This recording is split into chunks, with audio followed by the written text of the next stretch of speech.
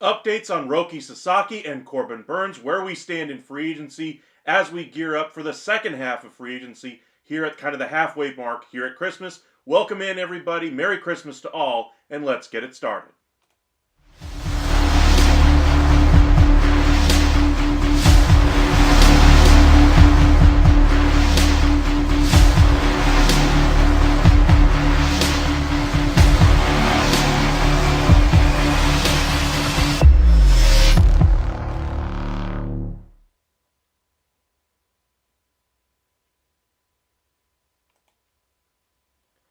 And welcome into the MLB Hot Stove Daily here at the Upside Sports Network. My name is Michael. Appreciate you guys joining us on Christmas Eve. Not a whole lot has happened, but I did want to kind of reset everybody as to where we are with the Hot Stove. All the transactions that have taken place so far, where your team stands, and what is left on the free agent market.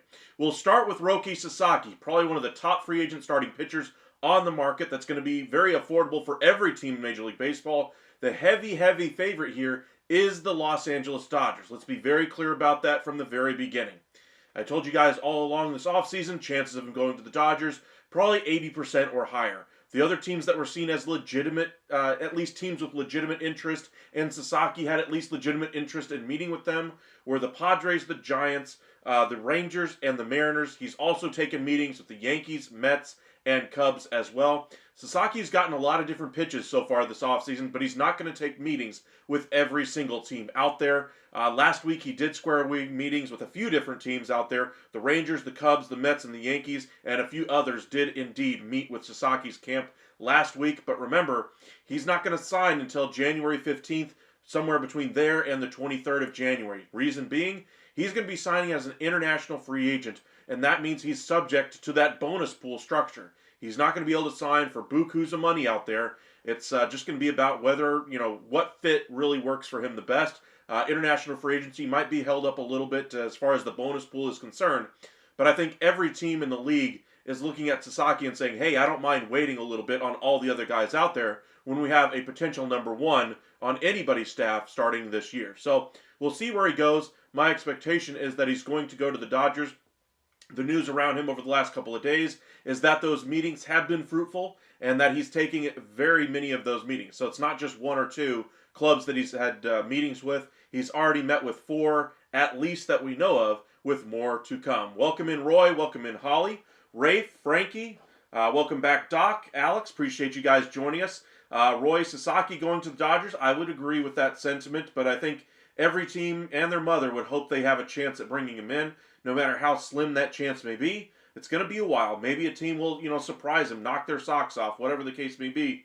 You never say never when you get a player like this on the market. You wait and you hope, and you plan on, still getting your other priorities done in the offseason. And if he comes back, or if he comes around the January 15th, if he decides, hey, I want to go to the Texas Rangers, then you figure it out there. You don't plan on him coming into the rotation, because then you have a hole in your rotation when he decides to go to one of the other ball clubs. So I like how teams are at least being proactive and solving their issues in their rotation beforehand. But we'll see what happens with him. Rafe, kind of slow day. Exactly. As I say that, a trade breaks. LOL. That was pretty funny. Let's see here.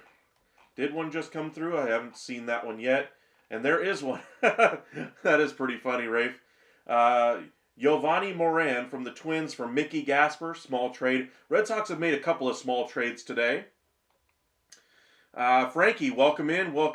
Hey, what's up, Michael? Nothing much.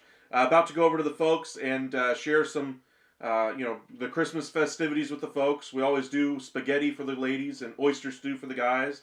I'm going to make jalapeno poppers for everybody today, and usually we open gifts tonight as well, so it'll be fun. Hopefully you guys are having fun with your friends and family. Alex, who signs next? Good question. My expectation is Kirby Yates is probably the quickest guy to come off the board now. I was hoping we'd see that late last night or early today, but I think that news is pretty much dried up now. I don't think we'll see a move right now. I mean, it is Christmas Eve. We did just see a trade, but I don't think we're going to see anything major today. Honestly, I'd be shocked if we see anything tomorrow. So I'd say Thursday is when we could see Kirby Yates come off the board, and my expectation is that he goes to the Rangers. Rangers really make the most sense right now. They're targeting him. He is their priority at the moment. Jock Peterson comes in, 2 years, $37 million. They're trying to upgrade the back end of their bullpen. Bringing back Kirby Yates would certainly be a step in the right direction. Just bringing him back alone would be a great get for them. They've done a great job, reworking the middle innings of that bullpen, but now they need to address the late inning guys, the high leverage guys, and they're going to start with Kirby Yates. Welcome in, Beach City. Welcome in, B. Rich. Appreciate you joining us. George, welcome back. B. Rich, fortunately, the teams people think or reason or feel he will sign with doesn't matter. Until he signs, it could be any of them. Right there with you, B. Rich. I think it's kind of useless speculating at this point. We can only guess at what teams are interested and have a legitimate chance to bring him in.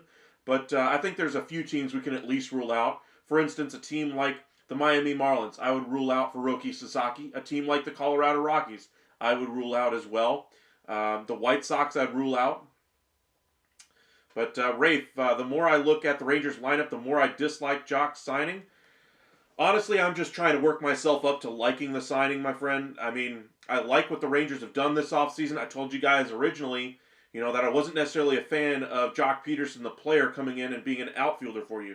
I don't think they'll use him at that point. I think they'll use him primarily as a designated hitter along with Jake Berger. I think they'll have a platoon at first base. I think Langford's probably your everyday left fielder. And then in the center, you're probably going to have Evan Carter if everything goes right in spring training and he takes that job. Leote's probably your fourth outfielder. But as far as where things stand with Texas and Jock Peterson, I like the bat. The bat does play. They did need to get some more slug in that lineup, and that's something they've really prioritized this offseason. Remember the Higashioka signing, about power. The Jake Berger trade, about power. The trade away of Nathaniel Lowe because he didn't have enough power in game. And now we get another signing here of Jock Peterson with power as the primary reason for the move. So the Rangers have a plan addressing that pitching staff first and foremost. Now they've addressed their lineup a little bit. I wouldn't be surprised if they moved, some pieces around at the back end of that roster, some utility players, fourth outfielder types. But I'd say the majority of their moves that are left are going to be on the pitching side. But we got about 45 of you guys with us already, 10 minutes into our live. We'll have a shorter live today, not too much happening at the moment, but I want to, just kind of thank you guys over the last year or so. Guys, the support you guys have given us has gone a long way to helping us grow our channel. We're getting ever closer to that 2,000 subscriber goal by the end of the year. Tomorrow we'll have another live later in the day. But like I said, we're going to have a live every single night for you guys, keeping you guys updated on the market. So make sure you guys, if you guys are new here, hit that like and subscribe. We really would appreciate that. George, Susan Slusser, the San Francisco Giants beat writer, says that Buster Posey met with Sasaki last week. She wonders if Burnes is waiting for Sasaki and if the Giants management will go over the tax line. Fair questions to ask. That might be part of why the Giants' offer isn't exactly as high as what Burnes is hoping for and why he's going to sign after Christmas. Obviously, Christmas is here at this point. It's going to be after at this point. But I would agree there that the money might be the holdup there on Burnes. Sasaki, I'm glad to see the Giants are in there. They need to continue this positive momentum that they're going on. It'd be a rough, spot here after having such a successful offseason so far, just purely based on the Willy Adames signing. And, to not even be included as far as even one of the teams that gets a meeting with him would have been a little bit of a gut punch to what this offseason has represented to the Giants so far. But it's good that we're at least able to get in there and, at least make a pitch. I still think he goes to the Dodgers, but it's good that the Giants are being considered there for Sasaki as well.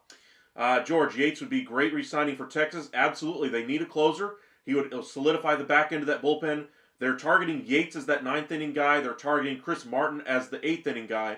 The Rangers have had Chris Martin before. He's pitched very well in years past as an eighth inning setup guy. The question has always been with him, his injuries, his back, and when he's healthy, he's legitimately a very solid option in a high leverage situation. When he's not, he's out for a month, 2 months, 3 months at times, and that would be the worry I would have. And I wonder if that's why the Rangers are going with more quantity here in their bullpen. They got some really nice pieces back there, but they've done it all on a shoestring budget. Maybe Robert Garcia flexes up at times. Maybe you're hoping that you get a couple of months out of Chris Martin before the injury bug hits, and then you bring back Josh Sborz from the injured list as well, then kind of takes over that eighth inning role. All of these are possibilities for Texas at the moment. B. Rich, I grasp theoretically not liking Jock signing, but in practice, this is more of a replacement for the void Garver left, especially, or except probably better dude all around. 400 on base percentage, hammers good pitching. Yes, he does, and he really plays up to the moment as well. When you get to the postseason, Jock Peterson is a player that does perform. He doesn't exactly shrink in the limelight. Texas is going to love that. Their offense struggled last year. It wasn't just injuries as to why Texas did not have a great year last year, and bringing in Jock is going to help kind of raise the floor of the entire team. I think Jock Peterson probably hits in somewhere in the top 5 in that batting order, but I would probably say 4th or 5th.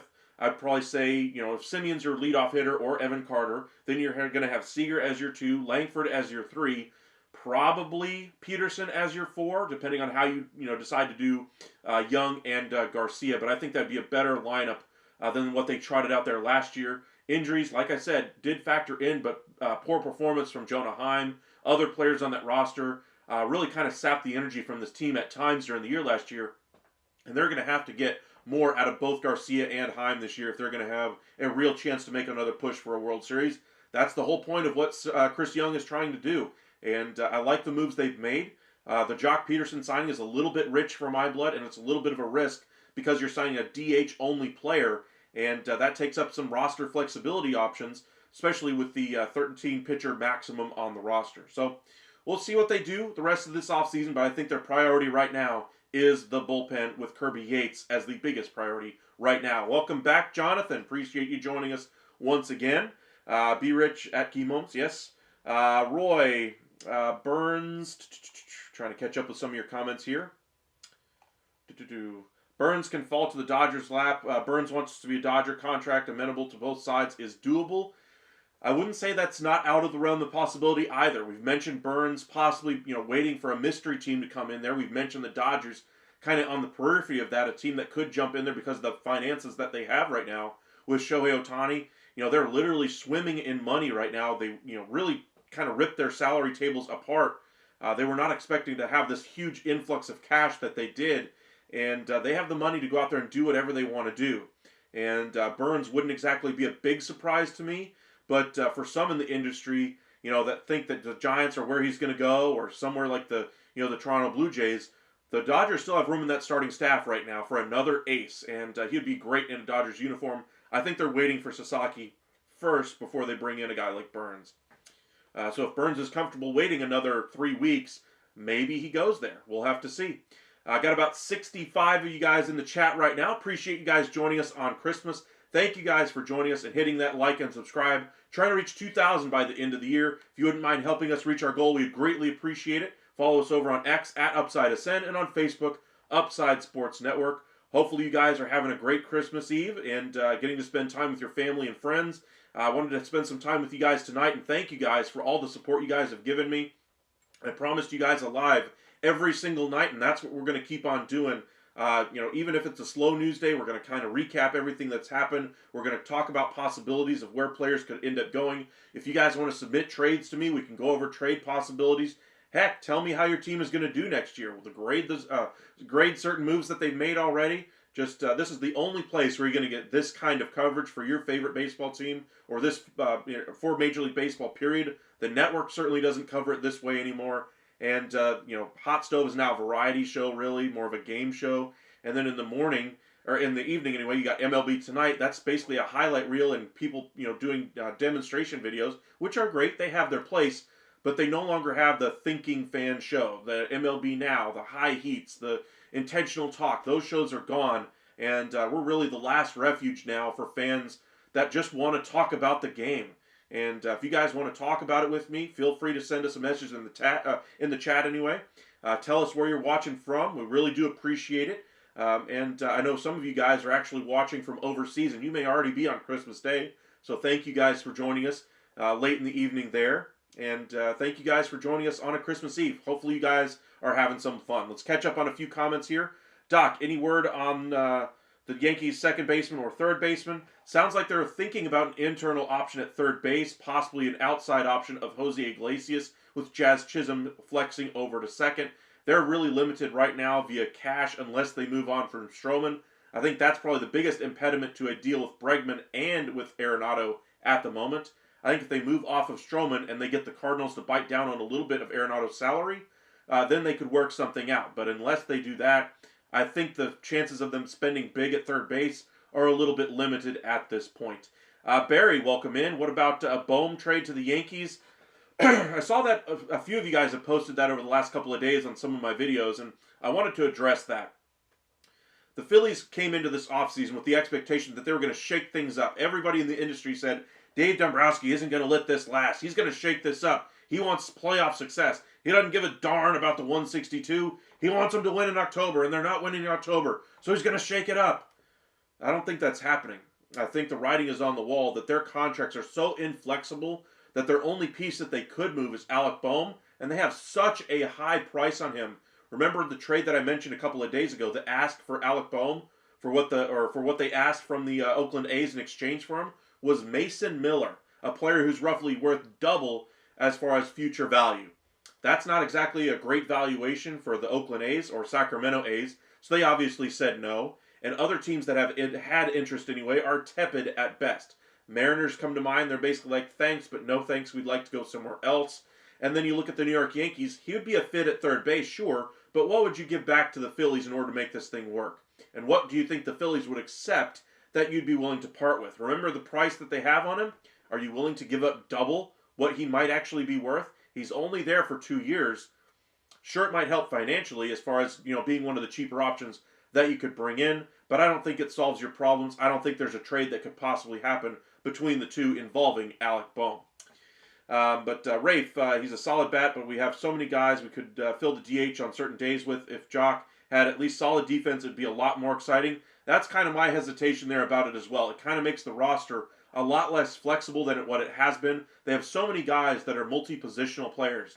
Duran, Smith, Foscue, and others that, clogging another piece up here with Jock Peterson and Jake Berger, making them a little bit more inflexible at those spots. Doesn't exactly help their flexibility if players start to get hurt. Now, they have the flexibility of having those three that I just mentioned, Duran, Smith, and Foscue, to where they could weather any injury early on. But as the season progresses, more guys are going to be more guys are going to get injured. You're going to have bad years coming from other players. You're going to test that depth.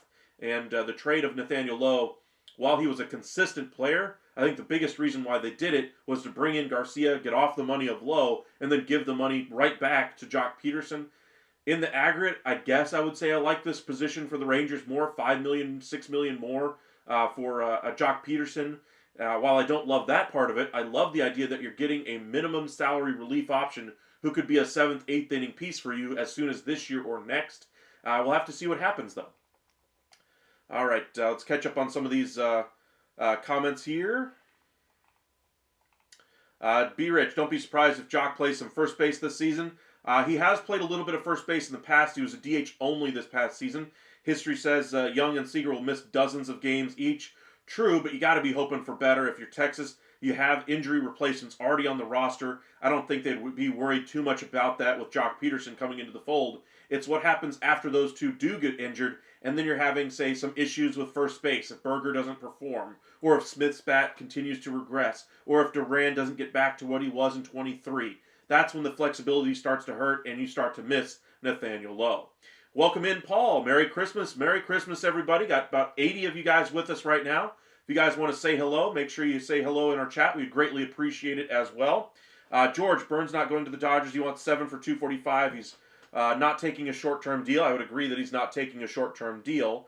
He may want an opt-out, an opt from the few teams after a couple of years. Dodgers need an outfield bat. Again, I agree with all your analysis there, but I'm saying the longer a pitcher of his caliber stays on the market, teams that he would normally not be a fit for because of finances, the roles on that team already being filled, they can somehow figure a way to make it work. Remember, the Rangers did that with Nathan Eovaldi the year they won the World Series. So I wouldn't say it's a 0% chance, but I would say it's a lower, very low chance compared to where the Giants are. Giants are still my favorite there. Hirsch, hello. I think the Sasaki will be a Yankee.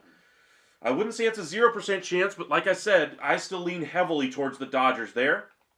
Rafe, it's crazy to see the Rangers roster and see them under the luxury tax. True, and they still have more work to do with Kirby Yates and possibly an eighth inning option. Fungo, welcome back. If the Rangers are healthy, they have a great chance to win their division. Absolutely. I'd say it's probably a two-team race unless Seattle adds some offense. I just don't consider Seattle a real threat, even with the greatest rotation in the American League. Outside of maybe the Yankees, I think they're 1-2 at the moment. But I'd say that offense is just so meager that the Rangers and Astros are going to comfortably be ahead of them. Now, if they make a trade of Luis Castillo and bring in a couple of offensive pieces, then we'll have a different conversation. But at least for the time being, I would say Texas and Houston are far and away the best in the AL West. Got about 90 of you guys with us right now. Appreciate you guys joining us. If you guys wouldn't mind helping us reach our goal of 2,000 subscribers by the end of the year by hitting that like and subscribe button, it would go a long way to helping us out. Please and thank you. Merry Christmas to all of you guys who are joining us. B. Rich, I saw a super chat come in here as well. See if I can catch up on some of these comments here. If I missed your comment, I do apologize. A lot of them have come in. Let's see here. Giants should offer Blue Jays, Wisenhunt, Schmidt, Tibbs, Luciano, and Taylor Rogers for Vladdy. I don't think Vladdy's going to be moved by the Blue Jays. They're trying to compete, at least for the time being. Now, at the trade deadline, maybe they offer something like that, but I think that'd be a big overpay, honestly. Roy, George K., never say never. Dodgers first-class organization, win every season, 24 World Series champs. Makes it appealing. Burnes could take a Snell contract and go back into the market next year. He could, but I don't think he will. But I get your point there, Roy. I think we're on the same page there, is that you can't really rule out a team like the Dodgers for any free agent. Hayden, same, I think Roki goes to the Yankees. I think he still goes to the Dodgers. Now, there are some teams out there like the Rangers, Padres, Giants, and Mariners that I think have a little bit more of a leg up than some of the other clubs. Kind of the last teams that I'd give a real chance to are the Yankees, Mets, and Cubs. But we'll see. Let's see here. Let's see. Rafe, imagine Roki throws a curveball and signs with the Blue Jays or something weird. That definitely would be odd, but I don't think it's going to happen. Welcome in Jonathan from Chicago. Appreciate you joining us. Doc from North Carolina. Hayden, New Jersey. All righty. Let's see, trying to catch up on some of these comments. Think he still goes back to the Giants. I would agree. Welcome back, Mike. Would Luis Arraez be a target for the Yankees? Possibly. But I think they're looking at other ideas at the moment. Welcome in, D-Rod. Hope everyone is well. We are very good here. Got about 90 of you guys in the chat right now. We'll be live for about another 10 minutes or so. Got a little bit of a plan anyway this evening with the family. Going to open some gifts, do some cooking, have a little bit of fun. And hopefully you guys are having fun with you and yours. Rafe, is a quick pitch still around? I ain't seen that since I was watching it before school years ago. Quick pitch is still around in the evenings, I do believe. Let's see here. D-Rod, thank you for the $2. Rangers might be a sleeper team for Burnes. Good question there. We were talking about the possibility of Burnes going to Texas as a quote-unquote mystery team after John Heyman really said, hey, the Rangers might actually be that mystery team. Well, they make the trade of Nathaniel Lowe. We knew at the time if they traded Lowe that something bigger was going to be imminent. Well, that something bigger turned out to be Jock Peterson because they're paying him more than what I thought he would ultimately get in free agency. They get him for 2 years, $37 million with an opt-out after the first year. To answer your question, though, are they still a sleeper team anyway for Corbin Burnes? Yes and no. I think if Burnes really wanted to go to Texas, Texas could make it work and figure it out underneath the tax. The reason or the way they would be able to do it, you trade away John Gray, you backload a deal for Corbin Burnes, and then you backload a deal for Kirby Yates, give him say 2 years, $22 million, and backload the hell out of that thing. But that would be the only way I see the Rangers still as a sleeper team in there for Burnes. I still think the Giants are the very likely chance that he goes there. But as far as where the Rangers' percentage is right now, if I had to put a number on it, I don't know, maybe 1%, and that's only if Corbin Burnes goes up to Chris Young and is like, hey, dude, I want to be a Ranger. Can we make it work? I think that's the only way it happens at the moment. I don't think it's something they're actively pursuing. I think they're focusing primarily on getting Kirby Yates and addressing their 8th inning. And then I think after that, they'll try to figure out what they want to do with the rest of that starting staff. And then again with that 4th outfielder spot with Leody Taveras. Taveras has supposedly been working really hard on it with the hitting coaches there. He didn't even leave the country like he usually does in the offseason. He stayed in Dallas to work with the new hitting coaches there, and we'll see if it pays off. He definitely has had his ups and downs offensively, and this might be his last chance with Texas. Barry, Stroman, Peraza, and Warren to the Phillies in exchange for Bohm. I wouldn't do that. Philadelphia, remember, is very hamstrung as far as salaries. I don't think they would take Stroman. Hayden, if Dodgers get Roki or Burnes, I'm quitting baseball. Don't quit baseball. They're going to get one of those guys, I would imagine. Mark, if Orioles don't re-sign Burnes, they need to trade for Castillo, Cease, Pablo Lopez. If not, it would be a major failure. Right there with you, Mark. They need an ace of that staff, and they've struggled to really get some talent at the top of that rotation. Remember, right now they're really walking around with 3 guys who are probably number 3s at best, unless Sugano really shows something early on in the year. But right now you got Grayson Rodriguez, you got Zach Eflin, and Sugano, who are all likely to pitch games 1, 2, and 3 right now for you in a postseason series. That's not enough to get it done. As good as that offense is, they need to invest in some starting pitching. I would go after Luis Castillo first and foremost, since it doesn't look like Burnes is coming back. Beyond that, it sounds like they're targeting Dylan Cease first, but I would rather go for Castillo. I've heard some rumors about Pablo Lopez being available. I think the Twins would rather get off of Carlos Correa's money first and foremost, because it would be the biggest impact to their financial structure. Pablo Lopez would certainly bring the biggest prospect haul back, but I think it would really be a short-sighted move for them, to try to sell the team, try to get as much young assets in there. They're not exactly going to be a team that competes this year for a World Series, so maybe they just say the heck with it and go into a deep rebuild, but that's not the way the Minnesota Twins have usually operated. So I don't see them really moving Pablo Lopez unless they absolutely have to from a ownership or front office standpoint. Like if the owner says, hey, I want to gut this thing down to the studs, save as much money as I can, make this team as attractive as I can from a financial perspective, then maybe they do something. But I would say Castillo is much more gettable for the Orioles. D-Rod, Quick Pitch is still on the network, only airing during the season. True. Roy, for Mets fans, Alonso is not a high-value free agent. Sign him on the cheap or let him go elsewhere. Mets can find a more athletic, cheap replacement. Signing Soto does not make Mets World Series bound. NL tough. I would agree with that. I still think the Dodgers right now are the best. I would say the Mets are clearly ahead of the Phillies now after the signing of Sean Manaea to stabilize that rotation. While Philadelphia has a better, 1 through 3 in the top of that rotation, I would say the lineup with the Mets has the number of that Phillies rotation once they get to the postseason, and so I would pick the Mets in a series. Now, the Phillies are basically locked into the team they're going to be. We'll see if they're able to get some, a better season out of Nick Castellanos, Trey Turner, and others. But I really like where the Mets are at, and they're still going to add. Now, to your point about Alonso, there was some chatter about them going after Alonso and Bregman, or Alonso or Bregman, and maybe they decide to go with a more athletic guy in Alex Bregman, and then put Vientos over there at first base. That's always a possibility, and then go after Vladdy Guerrero in free agency next year. That is also on the table. But I still think Alonso ends up back with the Mets. I think it's just going to be a little bit less than what he was hoping for. Beginning of this offseason, we're probably talking 5 for 125. Ken Rosenthal said about a week ago that the market was getting up to 6 at 180. I'm not sure the market is there anymore for that price. So maybe he gets around 150 over 6 and ultimately stays with the Mets. John, welcome in. Sorry for coming in late, bro. Anything on the Orioles? Happy holidays. Nothing really new. Not a whole lot new in Major League Baseball in general. Just kind of wanted to recap where teams are standing as we get closer to the second half of the offseason. So after Christmas, you're going to see Burnes come off the board fairly quickly, I'd imagine. Same thing with Bregman. The first guy I'd imagine coming off the board, though, is Kirby Yates. Sick as a dog that you're still here. Thank you, Heel, for joining us. You still got Roki going to the Rangers. Maybe it's a little biased, but yeah. I think all Rangers fans and every fan base out there is hoping Roki goes there. But there's there's nothing factual behind it. It's just, what you hope for as a fan. So I understand, why you hope for it. But I'd still say the Dodgers are the prohibitive favorites right now. Welcome in, Kobe. Appreciate you joining us. Got about 105 in our chat right now. If you guys wouldn't mind hitting that like and subscribe, I'd greatly appreciate that.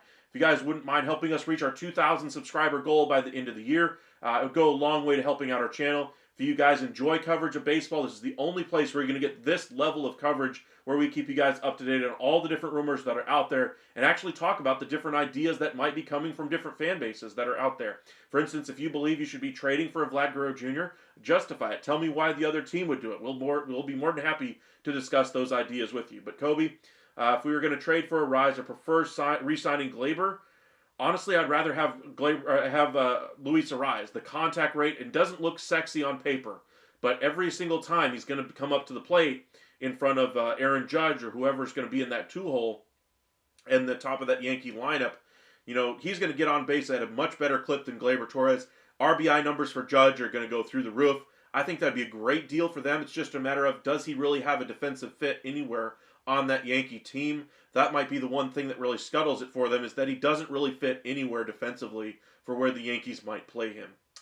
Let's see here. Mike, guys, hit the like button. He's working his butt off. Well, thank you, Mike. It is Christmas Eve. I had to work an open to close shift, shorter shift, because we closed early today at the office. But then came on here to have some fun with you guys. Got the family already messaging me right now that they're wondering where I'm at. So we might have to wrap this up pretty quickly here. Just saw that, John. Thank you for that. You've been joining us for quite a while, so I appreciate that super chat. All this, the support you guys give us, it goes a long way. So I wanted to say thank you. From my family to yours. I hope you have a great Christmas out there. Let me catch up on a few of these other comments real quick. Are the Yankees better off without Soto? Jonathan, to answer your question, I would say right now they're a better team. Are they better off? I think that's a better question for in October. What happens when they get to a playoff series? Do they rely on, the pieces that they're bringing in? Or do they need that one bat in the lineup like Juan Soto to push them over the top? I think that's when it will be decided. But I would say for the 162, they certainly are a better team. In October is where they really care about, though. And I'm not sure right now on paper if they are there, because they haven't added that second impact bat that I was hoping for this offseason. Bregman's still out there. Got to hope for him, but I don't think the Yankees are going to do it. They're kind of avoiding the qualifying offer issues, Cohen tax issues, and that's where they're at the moment. B-Rich, speaking of the Rangers, I can't be overstating that the best pitcher in the game will likely finally pitch an entire season in Texas. I would agree there. I think everybody believes that Jacob deGrom, when healthy, is the best pitcher in baseball. The big caveat, when healthy, and he literally has to be perfect. He can't have a sore shoulder, he can't have a strained forearm, a blister on his finger, some soreness anywhere. If he's right, he's the best pitcher in the game. If he's not even able to pitch, which is an issue. I think deGrom's going to try to give it a go this year. Try to push through some of those injuries. You saw how much it affected him, missing more time after signing that lucrative contract with Texas. And I think he's going to try to gut it out. But it's still Jacob deGrom, and until he actually, is able to throw, say, 150 innings again, I have my worries about his longevity, being able to get over 120, 150 innings. I don't think we'll ever see him throw a 200 innings in a season again. But it's all about the quality of those innings. For instance, Texas is going to try to keep him healthy this year by limiting the number of innings he throws early in the season. I would not expect him to throw complete games till probably later in the year, if at all. I think we're probably looking 7 innings or less at a maximum. And right now, I'd probably say we're closer to 5-6 innings for at least April and May. Remember, he came back at the end of last year, to at least get, show that he could do it again, get the wheels churning again. And just kind of complete his rehab process and go into the offseason healthy. He's had a whole offseason to stay healthy. Same thing with Tyler Mahle. He had some injury issues towards the end of the year after missing the entire first half of the year as well. And the Rangers really pulled him towards the end of the year because they wanted to make sure he was going to be healthy for the offseason. So he's going to be back and healthy as well. But the Rangers have so many injury risks in their rotation. We'll see what they do. Aiden, welcome in. Appreciate you for joining us. Got quite a few people with us right now. We're going to go ahead and we got to get going. I'm getting all kinds of messages right now from the family that they're wondering where I'm at. Let's see here. Mac, welcome in. Wanted the Yankees to get Josh Naylor. He goes to Arizona instead. Love the deal for the Guardians. A little bit risky here for the Diamondbacks, but I like that the Yankees ultimately got a good piece there in Goldschmidt as a one-year stopgap. I wonder if they go after Guerrero in free agency next year. Yankees are better off without Soto. Look at the Padres, coming from a Dodger fan. I guess when you look at it that way, you can see the sense in making the move. That's why the Padres did it, because they didn't think they were going to be able to retain him. So they got some good pieces for the long term from that deal. Cole isn't on Texas.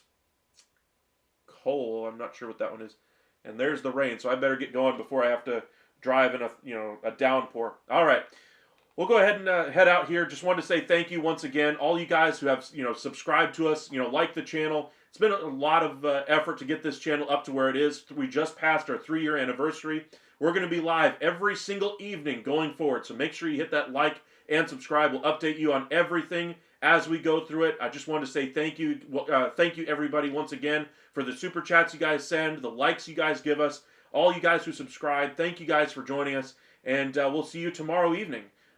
Thank you guys again for such a great community we've grown. Help us reach our 2,000 subscriber goal by the end of the year. If you're new here, by hitting that subscribe button, and we'll see you guys tomorrow evening. Y'all have a great Christmas out there. Merry Christmas, everybody.